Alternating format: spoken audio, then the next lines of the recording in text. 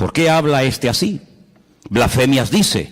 ¿Quién puede perdonar pecados sino solo Dios?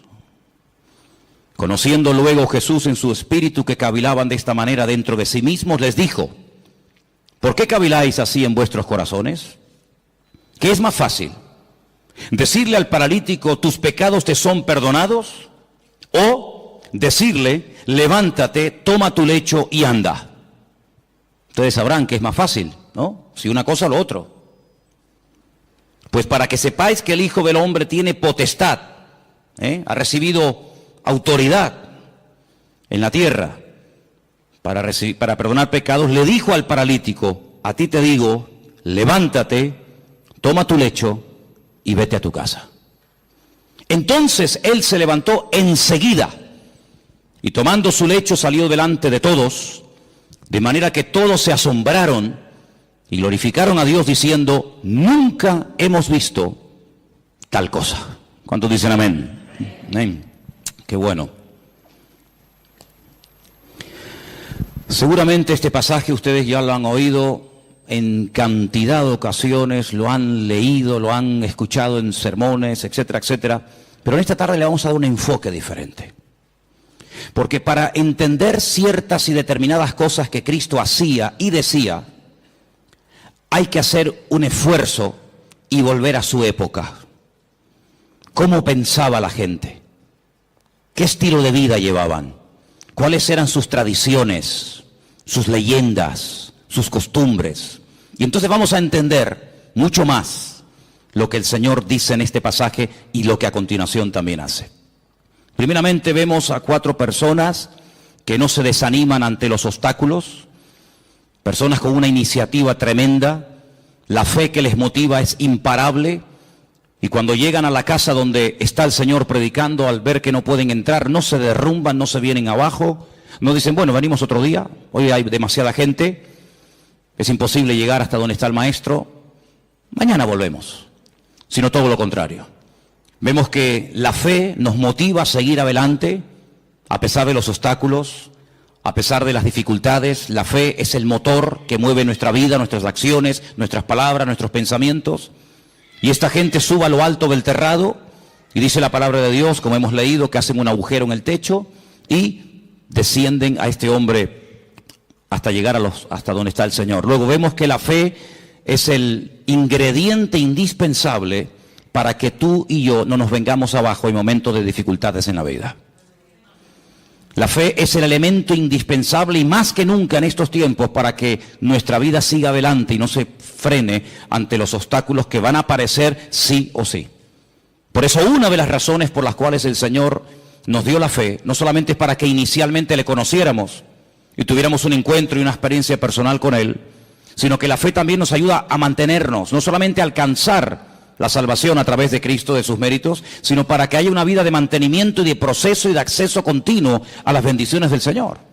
Vemos que la fe no detuvo a esta gente, sino que la fe les ayuda a vencer obstáculos. Probablemente si no hubieran tenido fe hubieran dicho, vámonos, ¿qué hacemos aquí? Nunca nos va a atender, siempre está ocupado, siempre está rodeado de gente, incluso puede ser que hasta más necesitadas que nosotros. Sin embargo, la fe es algo maravilloso porque nos ayuda a vencer el desánimo, la indiferencia, la apatía, otro día vengo. Por eso es fundamental que la fe que tienes, la vives, la uses, para que cuando te vengan los obstáculos que te van a venir a lo largo de tu vida, de la índole que sea, tú puedas vencer cada uno de ellos y utilizar los problemas como una especie de plataforma o de trampolín para conocer las grandezas y las maravillas del Señor en tu vida. ¿Cuántos dicen amén? Ahora vamos a pasar a las primeras palabras que el Señor Jesucristo le dirige a este hombre. Pero antes de entrar en ellas, yo quiero recordarles que aquí el jueves yo hablé acerca de un pasaje que se encuentra en el Evangelio según San Lucas, creo recordar que era el capítulo 13, donde veíamos a una mujer, no podemos decir cristiana porque no sería el término correcto, pero el término que aparece ahí es hija de Abraham, es decir, era una creyente, ¿sí?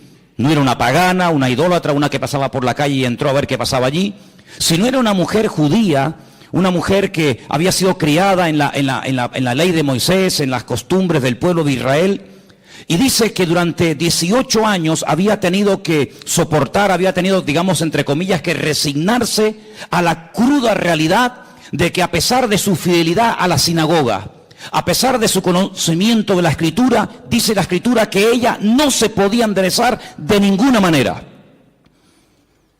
El principal de la sinagoga aparentemente ni le prestaba atención. La religión de la época aparentemente no le había servido de nada.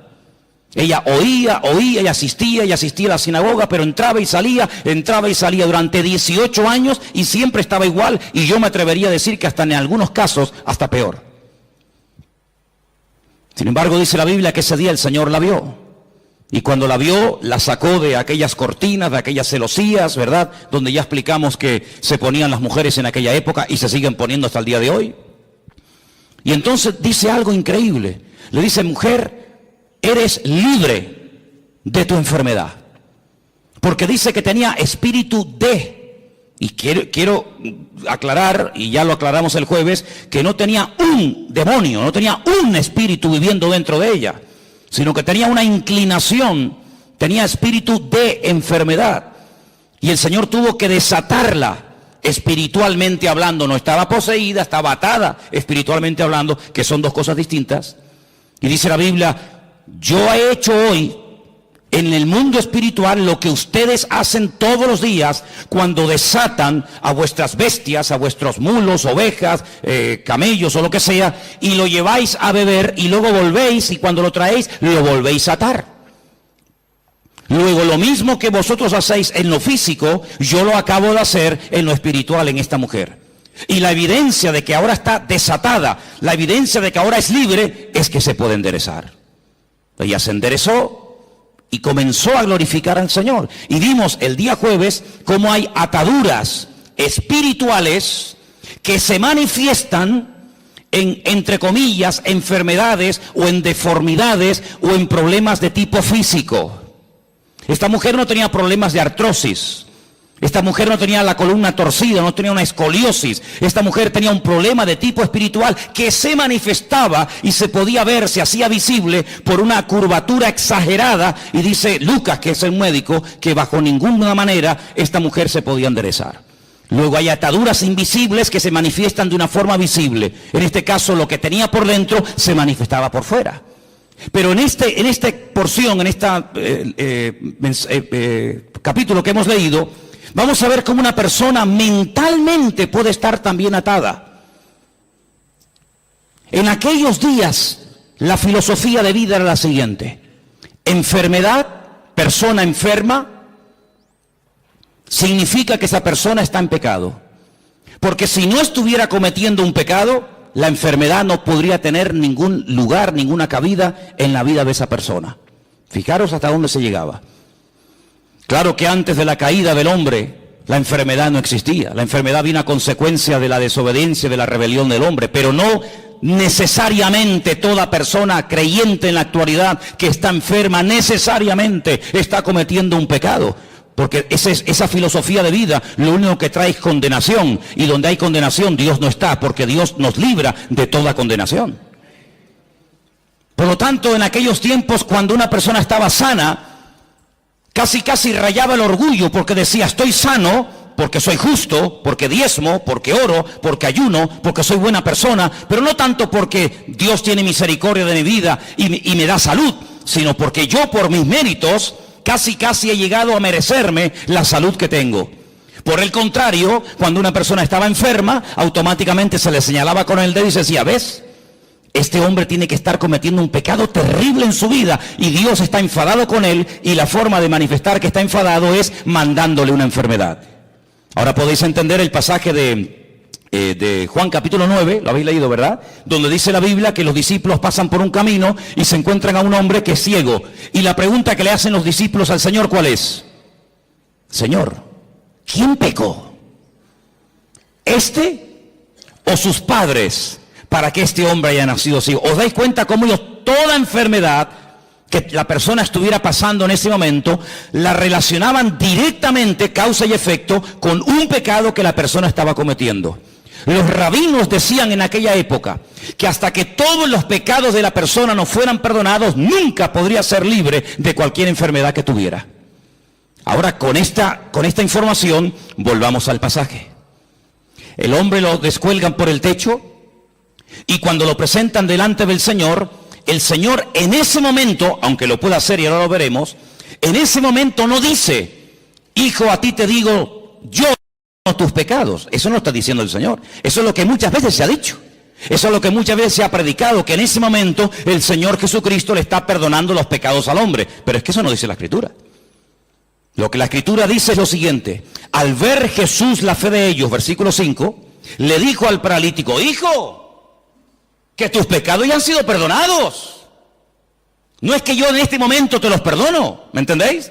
Hijo, que estás siendo esclavo de una mala información, de una mala enseñanza que te han dado, y yo te digo que tus pecados ya han sido perdonados.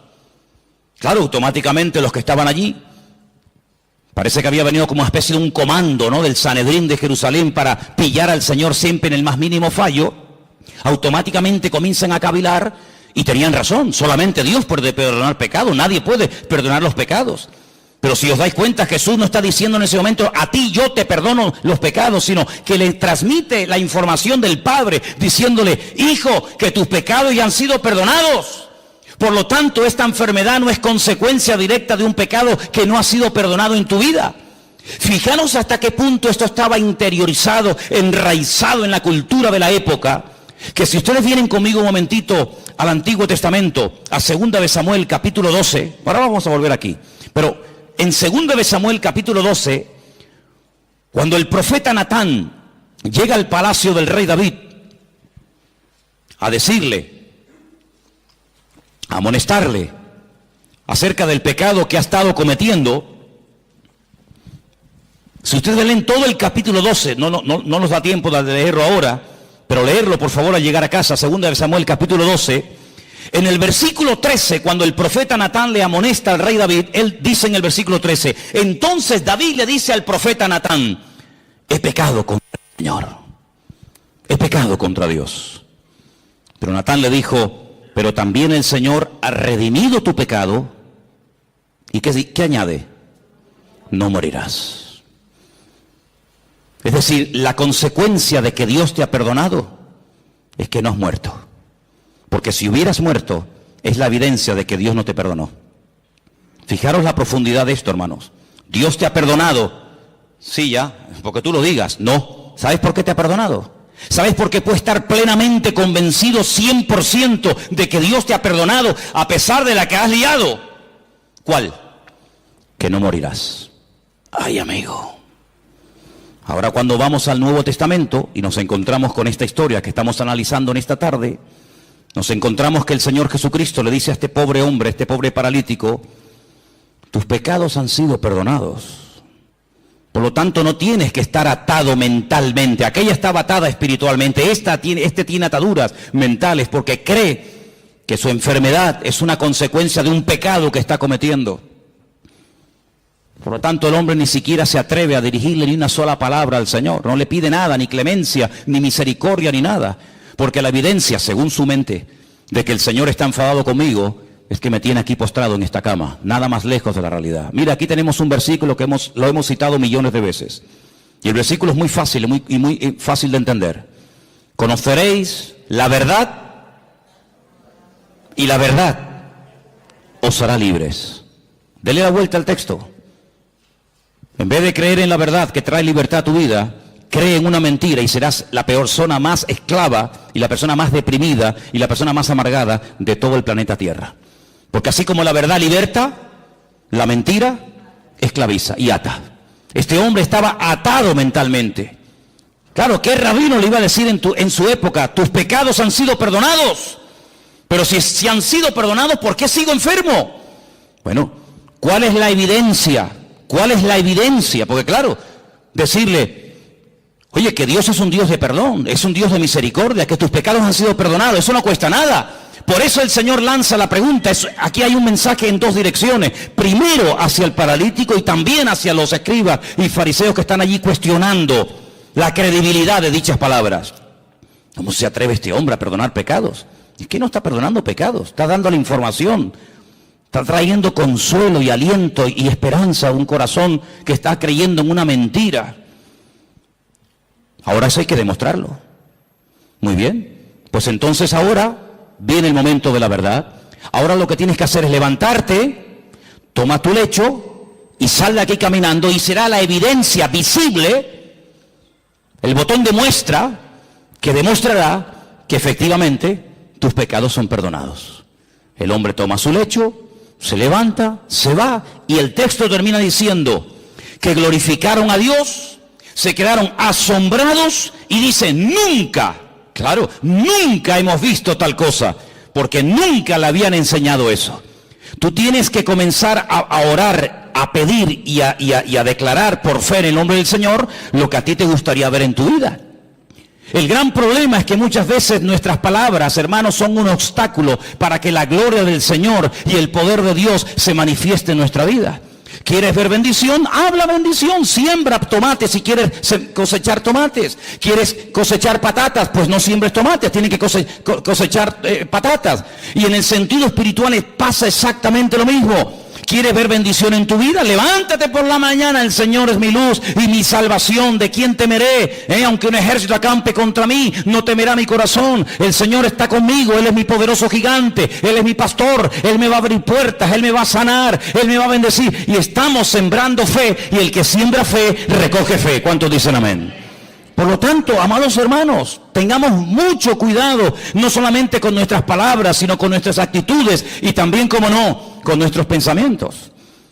Porque mucha gente en aquellos tiempos era personas atadas, mental, física y espiritualmente, porque habían creído en las mentiras que muchas veces los hombres habían enseñado y se habían arraigado de tal manera en la forma de vida, en la cultura de la época, que la gente era esclava, no porque Dios estaba enfadado con ellos, sino porque ellos mismos se habían atado al creer en mentiras. ¿Habéis prestado atención a la lectura de esta tarde?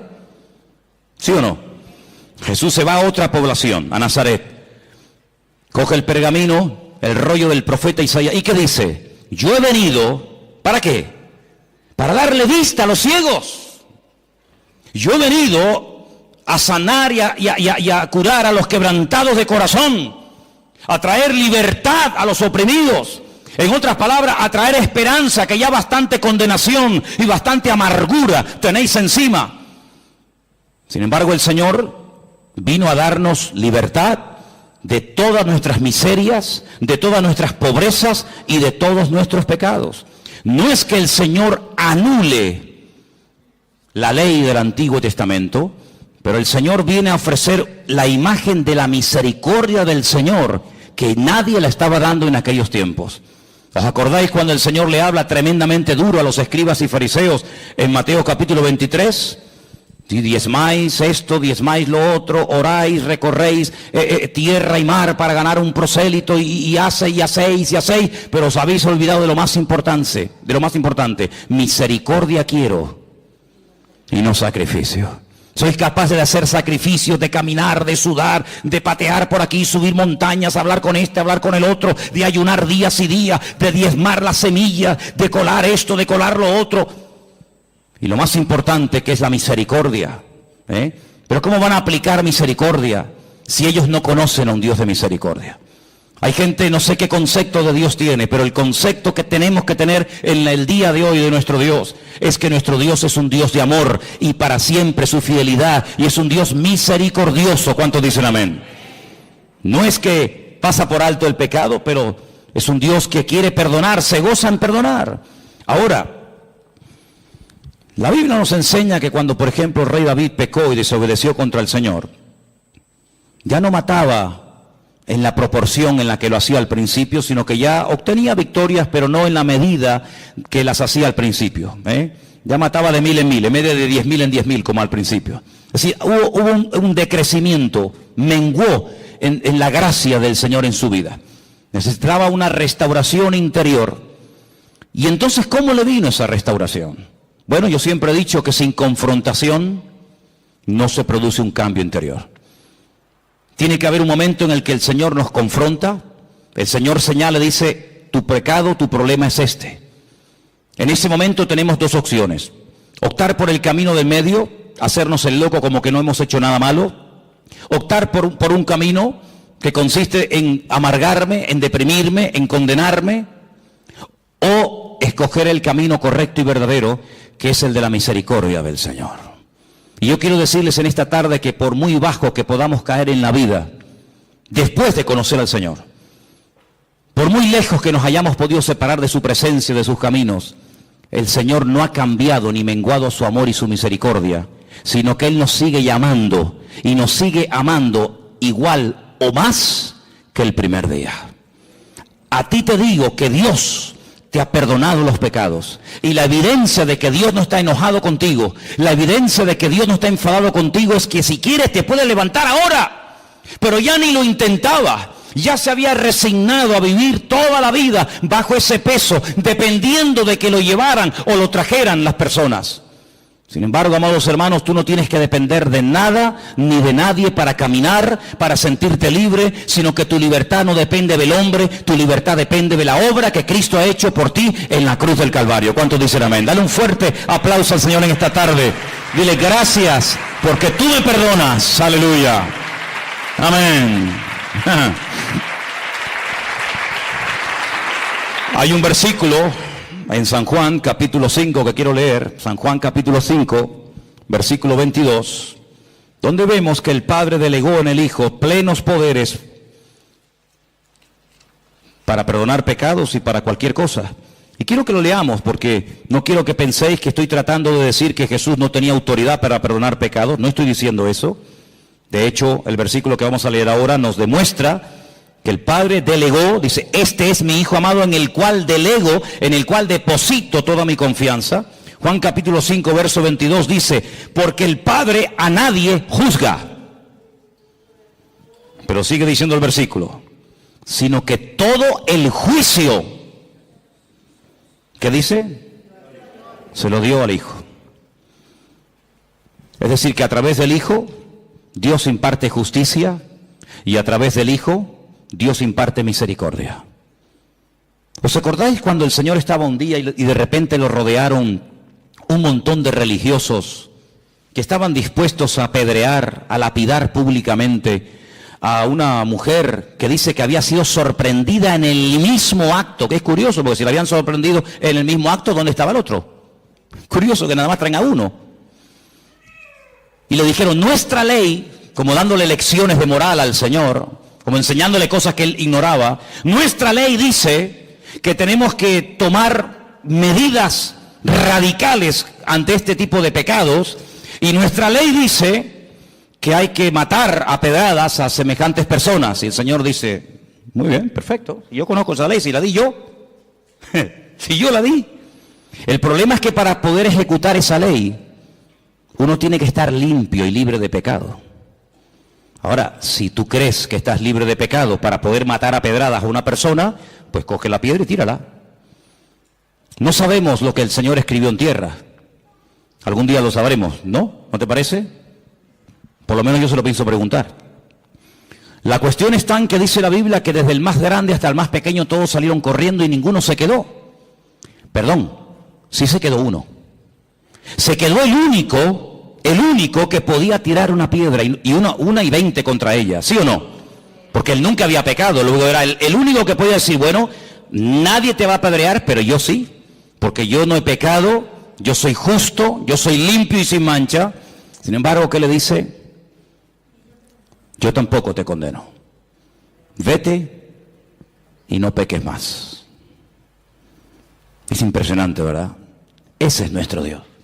Hablar yo del perdón de Dios en esta tarde, no digo que sea perder el tiempo, pero es algo que tenemos todos tan claro, ¿sí o no? Gloria a Dios por el perdón de Dios. Gloria al Señor que vemos que perdona al ladrón en la cruz sin haber hecho ningún mérito para ser perdonado.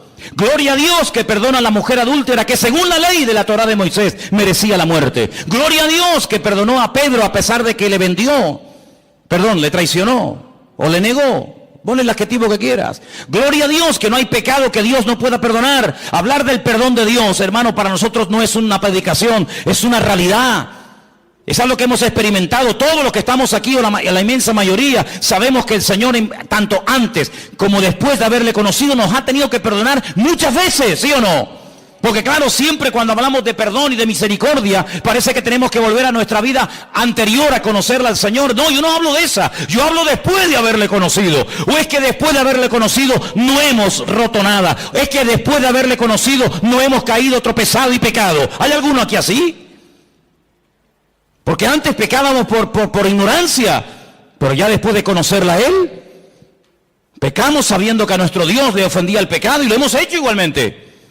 Y el Señor nos ha perdonado. Y la evidencia de que nos ha perdonado es que estamos vivos. Pero yo no quiero hablar del perdón de Dios, porque ya lo sabéis. Yo quiero hablar acerca de si ahora nosotros vamos a perdonar nuestras ofensas a aquellos que nos han hecho daño. Hay muchas formas de matar a una persona. Dicen que en algunas tribus se ha practicado y se practica en la actualidad algo que se llama el ostracismo. El ostracismo consiste en no dirigirle la palabra a una persona. En una tribu, cuando alguien cometía un delito, un pecado, un error contra la tribu, pues lo dejaban vivir en la tribu, pero nadie podía hablarle, nadie podía saludarlo, no había ningún contacto físico, ni palabras, ni conversaciones, ni buenos días, ni buenas tardes, ni nada, ni por ahí te pudras. Cuenta la historia, hay muchos casos en la historia de personas que morían de pena, de tristeza. Incluso cuentan algunos casos en algunas tribus que la gente iba y se despeñaba, se lanzaba, optaba por el suicidio, porque era tan grande la carga continua y permanente. Y encima te lo recordaban cada 10 minutos o cada 5 minutos que la gente optaba por quitarse la vida. Cuando vamos al Nuevo Testamento encontramos la famosa oración modelo del Padre Nuestro, que en cierta medida, si conocéis lo que era el año de jubileo, está basado en eso. Cada 7 años y luego cada 50 años se tenían que perdonar las deudas. Conocéis, ¿verdad?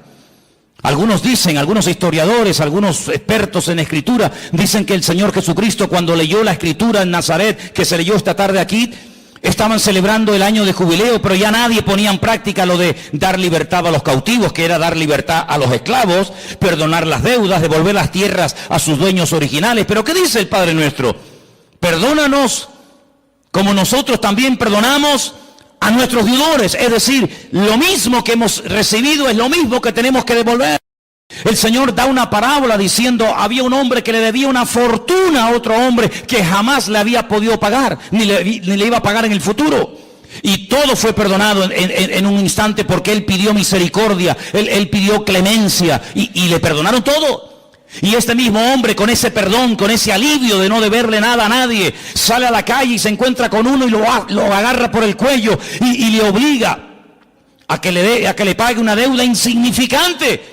Y el Señor, que le perdonó la gran deuda, le dice, ¿cómo es posible que hayas sido tan mezquino? ¿Cómo es posible que seas tan duro cuando tú me debías mucho más a mí y yo te perdoné todo? ¿No debías tú salir y hacer exactamente lo mismo?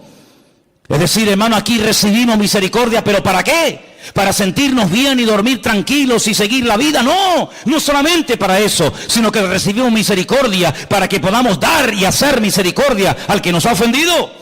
Porque ¿qué es misericordia? Hablando de todo un poco. ¿Qué es misericordia? Habrá que definir el término para saber de qué estamos hablando. Misericordia, así claramente, es tratar a una persona mejor de lo que se merece.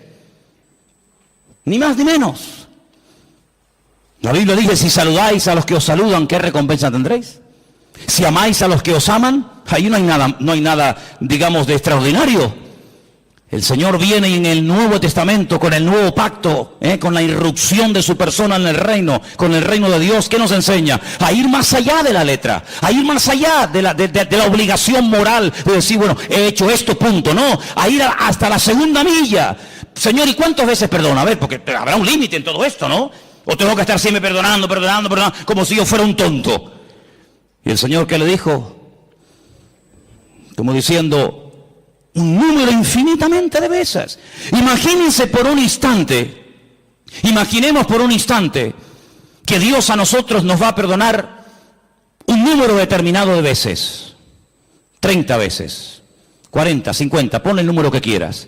Al llegar a ese número, toda ofensa, todo pecado, toda caída, todo tropiezo, todo mal pensamiento, toda mala palabra, toda mala acción no puede quedar perdonado porque ya ha llegado el cupo, ya has completado el cupo. ¿Se imaginan lo terrible que tendría que ser vivir la vida cristiana con esa presión, con esa amargura como este hombre?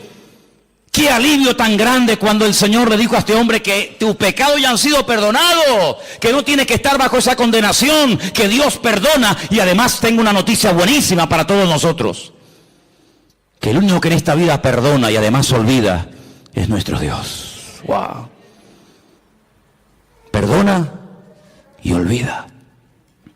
Nosotros no podemos olvidar, pero sí podemos hacer de la herida un punto fuerte y aprender que en la herida, cuando el soldado cae y es restablecido, el soldado se levanta con mayor fuerza porque ha visto en su vida la mano y el perdón de Dios. ¿Y saben quién es la persona que más ama? Según la Biblia, la persona que más perdona. Dice, al que mucho ama, mucho se le perdona. Al que poco ama, poco perdonado eres. Es decir, que la esencia de Dios es un Dios de perdón. Me preguntaba yo en estos días, en esas conversaciones que tengo yo conmigo mismo, cuando voy por la casa, y os he dicho en estos días que si me veis hablando solo, no es que esté loco, sino que yo hablo mucho solo. Y yo me preguntaba, decía, ¿cuándo le pidió Adán perdón al Señor? ¿Sabéis? Cuando Adán, cuando peca, dice, ¡ah! Hemos pecado. Eva, ¿qué hemos hecho? Le hemos liado. Hemos desobedecido al Señor, le hemos fallado, hemos pecado. ¿Cuándo le pidió Adán y Eva perdón al Señor? Que yo sepa, en mi Biblia no veo nunca que Adán y Eva le pidieron perdón al Señor. Pero antes de que Adán fuera consciente de la que había liado, antes de que fuera expulsado, antes de que comenzara a sufrir en lo físico, en lo espiritual, en lo familiar, etcétera, etcétera, las consecuencias de su pecado, ya el Señor fue por delante de él y lo vistió con pieles de animales. Luego tuvo que haber un derramamiento de sangre, porque que yo sepa, para arrancarle la piel a un animal habrá que matarlo, no lo va a hacer en vida, ¿no? Tuvo que haber un derramamiento de sangre, y cada vez que Adán y Eva veían esas túnicas que le habían hecho el Señor a su medida, no le quedaban pequeñas, ni grandes, ni apretadas, sino eran túnicas hechas a su medida. Cada vez que veían esas prendas, sabían que la habían liado, pero Dios los había cubierto con su justicia y con su misericordia. Y ese es el concepto que tenemos que tener constantemente en nuestra vida. Mi Dios es un Dios santo, no tolera el pecado, pero es un Dios que si llego a pecar, Dios, siempre que haya un arrepentimiento, siempre que haya un genuino arrepentimiento, mi Dios, que lo conozco perfectamente, sé que mi Señor siempre me perdonará, siempre me restaurará y siempre me dará una segunda oportunidad. ¿Cuántos dicen amén? Dile al que está a tu lado, Dios perdona y olvida. Así es, aleluya. Dios perdona y Dios olvida. Bendito sea el Señor. Algo que hace años escuché y tal vez nos puede hacer mucho bien en esta tarde a todos y a cada uno de nosotros es, cuando me encuentro en una situación, no sé, de enfermedad, de dolor, de tristeza, de angustia, en fin, de lo que sea, hazte la siguiente pregunta: ¿qué haría en mi lugar el Señor Jesús? Imagínate que una vecina, no sé, te tira agua sucia en la puerta, te raya el coche, te insulta, te critica, no sé qué. Por poner un ejemplo, ¿qué haría Jesús si la vecina de al lado de su casa donde él estaba posando esa noche le hiciera semejante detalle? ¿Qué haría el Señor? ¿Qué haría el Señor si alguien llega y te insulta y te amenaza y te denuncia y te no sé qué y te no sé cuánto? ¿Qué haría el Señor?